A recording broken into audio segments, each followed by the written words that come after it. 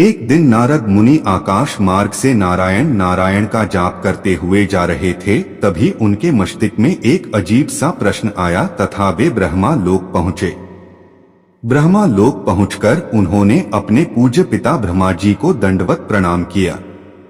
नारद को समाने देख ब्रह्मा जी ने पूछा, कहो पुत्र, आज कैसे आना हुआ? तुम्हारे मुख के भाव कुछ कह रहे हैं।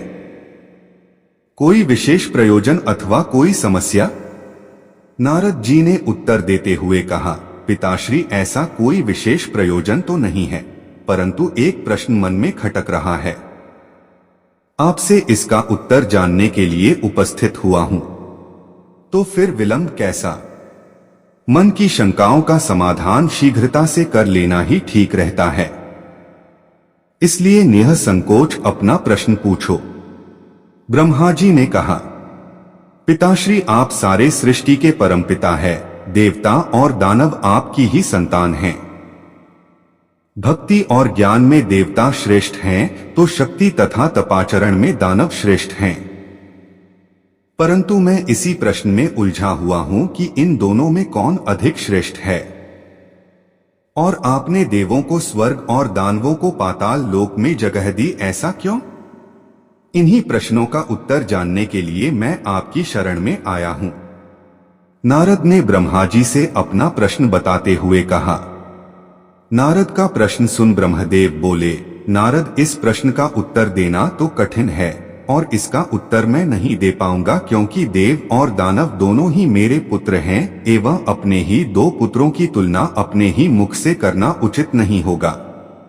लेकिन फिर भी तुम्हारे प्रश्न का उत्तर ढूंढने में भगवान शिव तुम्हारी मदद अवश्य कर सकते हैं।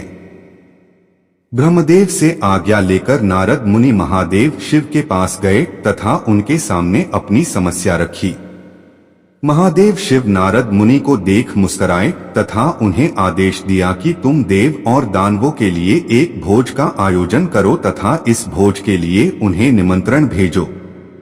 महादेव शिव के आदेशानुसार नारद मुनि ने वैसा ही किया तथा अगले दिन नारद मुनि के साथ महादेव शिव भी देवताओं और दानवों का अतिथि सत्कार करने उनके आश्रम में पधारे।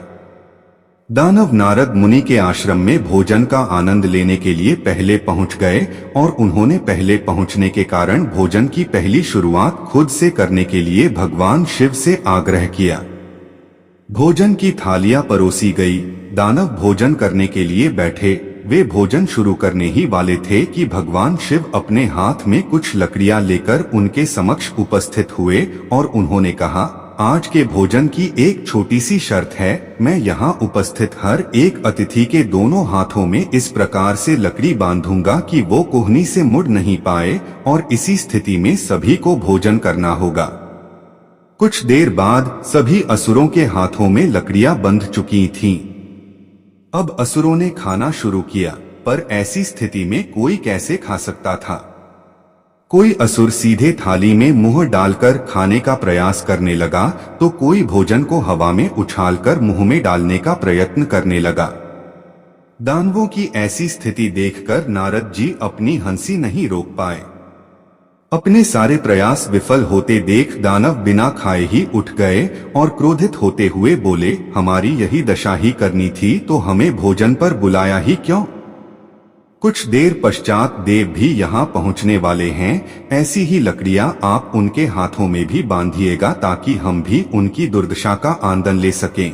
कुछ देर पश्चात देव भी वहाँ पहुँच गए और अब देव भोजन के लिए बैठे।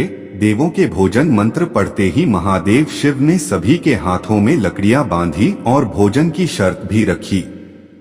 हाथों में लकड़ियां बंधने पर भी देव शांत रहे। वे समझ चुके थे कि खुद अपने हाथ से भोजन करना संभव नहीं है। वे थोड़ा आगे खिसक गए और थाली से अन्न उठा सामने वाले को खिलाकर भोजन आरंभ किया। बड़े ही स्नेह के साथ वे एक दूसरे को खिला रहे थे और भोजन का आनंद ले रहे थे। उन्होंने भोजन का भरपूर स्वाद लिया, साथ ही दूसरों के प्रति अपना स्नेह और सम्मान जाहिर किया। यह कल्पना हमें क्यों नहीं सूझी, इसी विचार के साथ दानव बहुत दुखी होने लगे। नारद जी यह देखकर मुस्कुरा रहे थे। नारद जी ने भगवान शिव से कहा, हे देवों के देव, आपकी लीला अगाध है। युक्ति, शक्ति और सामर्थ्य का उपयोग स्वार्थ हेतु करने की अपेक्षा परमार्थ के लिए करने वाले का जीवन ही श्रेष्ठ होता है। दूसरों की भलाई में ही अपनी भलाई है, यह आपने सप्रमाण दिखा दिया और मुझे अपने प्रश्नों का उत्तर मिल गया है।